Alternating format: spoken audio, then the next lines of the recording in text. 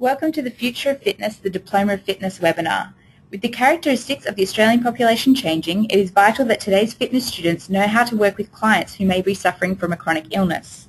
This means that there will be increased demand for trainers who can work with clients with chronic illnesses, which with the qualification description means students will need a Diploma of Fitness.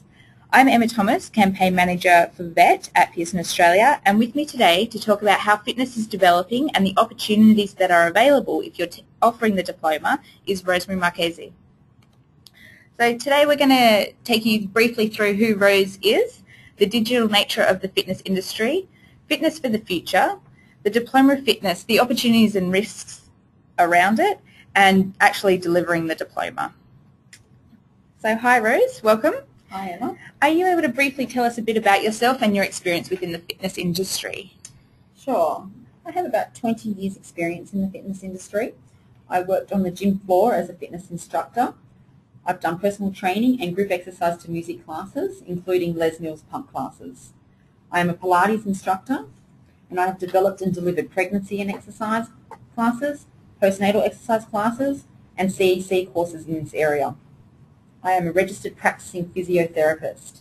I also have experience as the editor of a well-known fitness magazine. Currently, I'm the fitness coordinator in an online delivered fitness qualification in an RTO. I am a member of the Sports Medicine Australia and a member of the Australian Physiotherapy Association. I'm a qualified workplace trainer and assessor. I'm a regular contributor to Peak Performance Online, which is based in the UK as a fitness and sports publication. I'm the co-author of the Essential Guide to Fitness for the Fitness Instructor, which is now in its second edition, and also the author of the soon-to-be-published The Specialised Exercise Trainer, a guidebook. I have experience delivering Certificate 3 and 4 in fitness and the diploma level qualifications, and I've been doing this since 2000 in a face-to-face environment in TAFE and private RTOs. I've developed countless externally moderated assessments, learning assessment strategies and learning materials for a range of RTOs. Also, I have experience working in audit situations. Recently and currently, I have experience working in the online world, training and assessing fitness qualifications. I keep up to date and maintain a personal website. You can contact me at www.rosemarymarchese.com.au, and I stay in touch with the industry via Twitter, Facebook, and maintain a companion website for both my published books through Pearson Australia.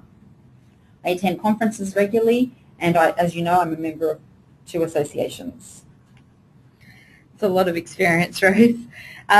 What we're going to look at is how digital is the fitness industry, and do you think it's going to keep moving in that direction?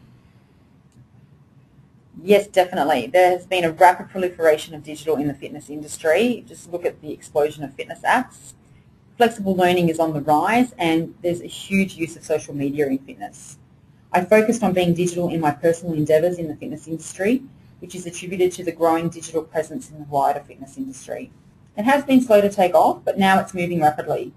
Online course numbers are growing, more mums are heading back to work, and that just requires flexible learning. RTOs need to be up to date and have resources that allow for online delivery and support. The reality is communication is digital. It's here. Twitter and Facebook is just the start. Great. How do you think, or what is your understanding of the Diploma of Fitness qualifications, and how do you think it's going to be realised? I think the demand for this qualification will increase.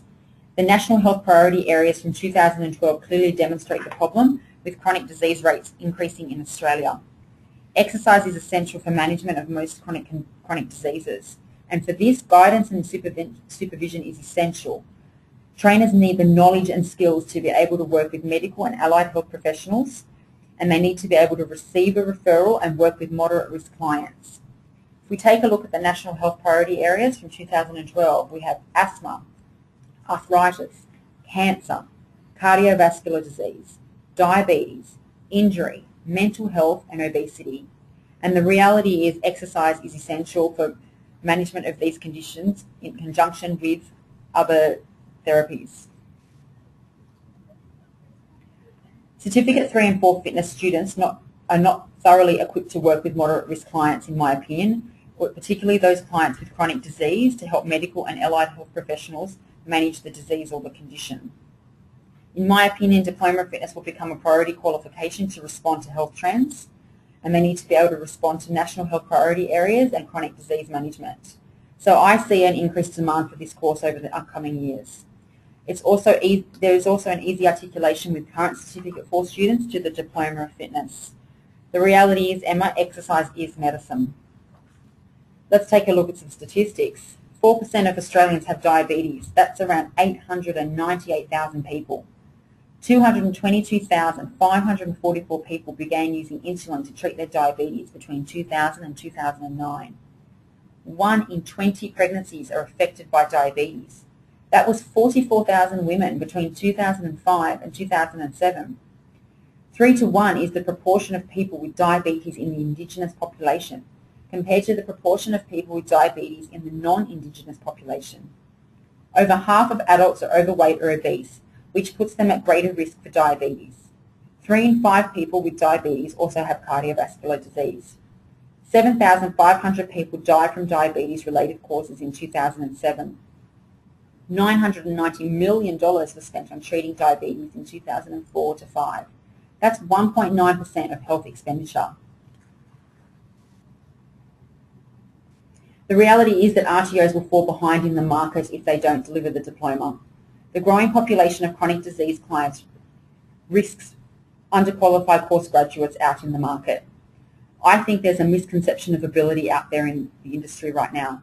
There are legal implications for personal trainer graduates who are working with clients underqualified.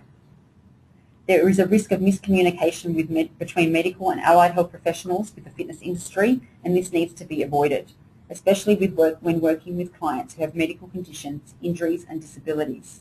The more qualified the fitness professional, the better the understanding of that professional, reducing the risk of miscommunication in regards to the client's needs. So those were the opportunities and risks for RTOs if they do or don't run the Diploma of Fitness, but how do you see the delivery of this qualification actually being facilitated? Well, the delivery of this qualification has been made easier through the availability of these quality resources. With the characteristics of the Australian population changing, it is critical for fitness students to be able to effectively work with clients who may suffer from any one of those number of chronic conditions.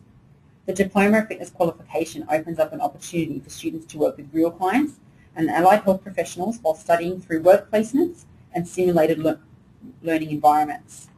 Work placements and simulated learning environments ensure that students can apply what they have learned when they graduate. Great, thank you, Rose, for explaining to us how the industry is changing and the importance of the Diploma of Fitness qualification. The role of fitness is growing and the need for qualified specialised exercise trainers is critical. The Diploma of Fitness is an important pathway to helping meet this industry and social need. I agree, Emma. Australian population characteristics are changing. RTOs need to keep up,